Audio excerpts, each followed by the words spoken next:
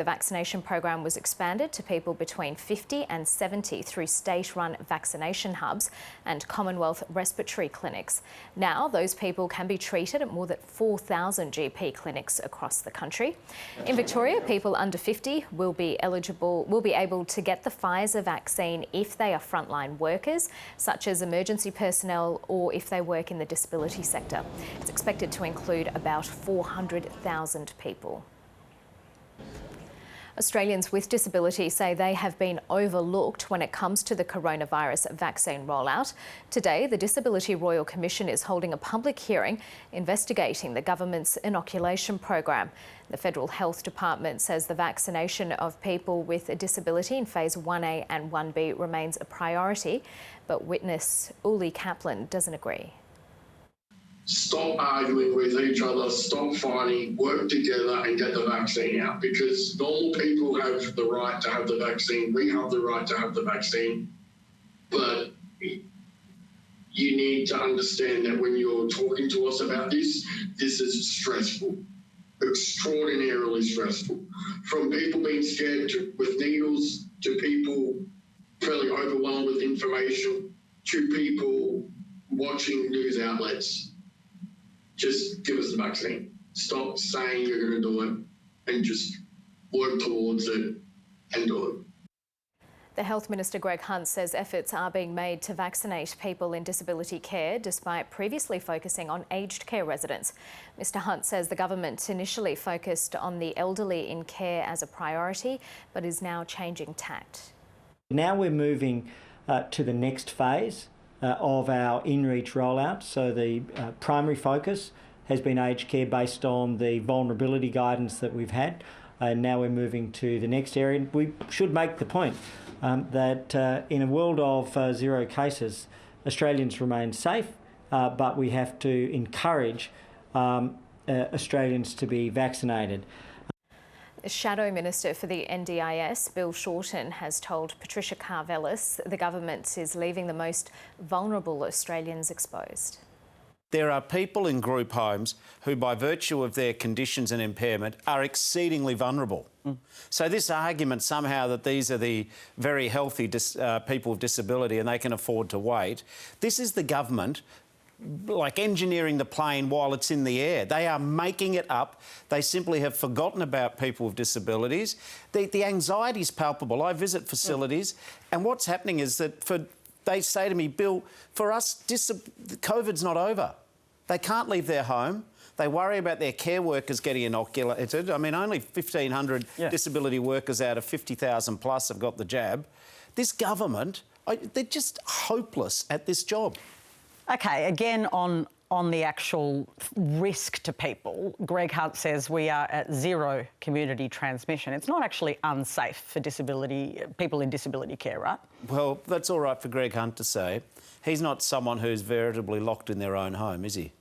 I mean, that just shows you what a bunch of robots masquerading as empathy people, empathetic human beings we've got running the government of Australia.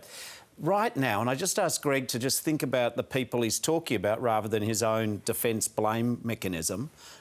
These people are people who can't leave their own homes. During COVID, which was a very traumatic session, when they have carers who might be sick, they weren't seen.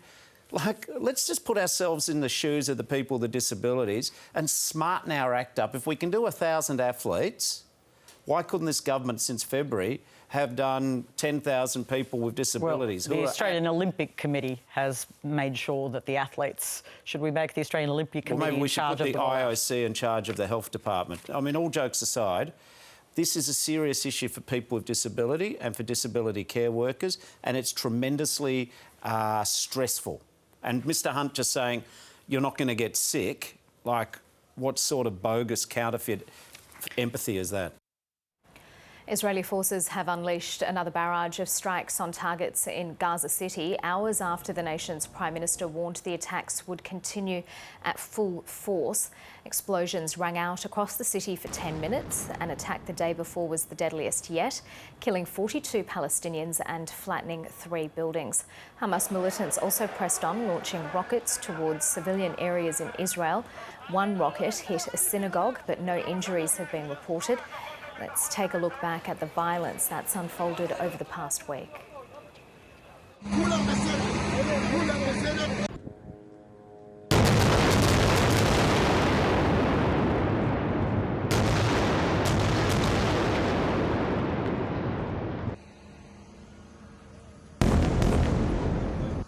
We urge both sides to work to urgently lower tensions.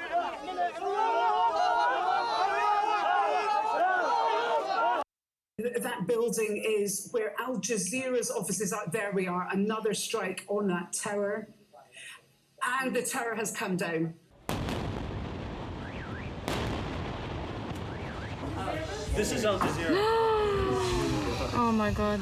Palestinians and Israelis equally deserve to live in safety and security.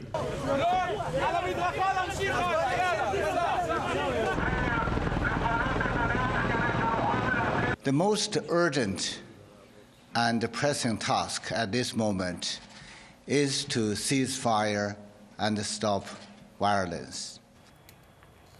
These are live pictures on the Gaza-Israel border as Israeli forces begin shelling again. Residents in Gaza say ongoing airstrikes there have damaged electricity facilities, the water supply network and communication systems. Hamas has demanded Israel stop its aggression in order to reach a ceasefire.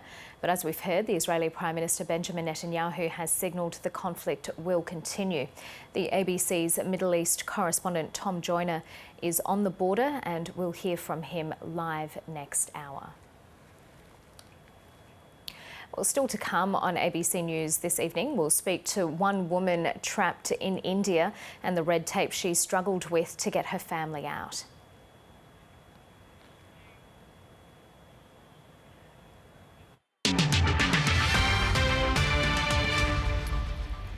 The family of a 7-year-old girl who died at Perth Children's Hospital say an internal report shows there were multiple warning signs.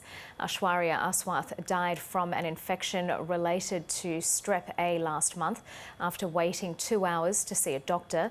The report released by the family today after details were leaked found her parents' concerns were ignored, that she wasn't triaged properly and there was a lack of clinical care. A family spokesman, Suresh Rajan, says the report itself has several discrepancies.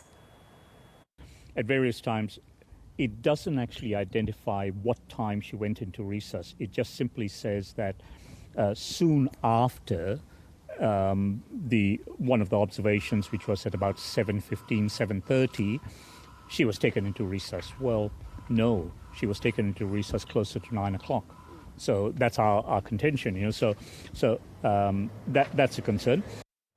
WA's Health Minister Roger Cook says the details of the report are raw and distressing, but he's urged the public to wait for a professional investigation to run its appropriate course. What is clear, as I've said, is Aishwarya and her parents deserved much, much better. They were let down by what happened that night. And as I've said many times, we must do everything in our power to ensure that it does not happen again. The report, which is now public, the root cause analysis, includes a significant amount of detail about what happened to Aishwarya and the 5 times her parents asked for help. The analysis released today is the first step, not the last.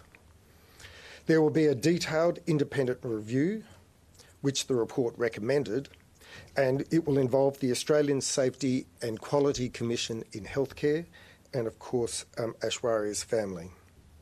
There will be a full coronial inquest, and obviously the hospital will undertake its own investigation and actions as a result of this incident. We have also made changes to how the emergency department operates, so there is no shortage of action in place. I know this report is raw.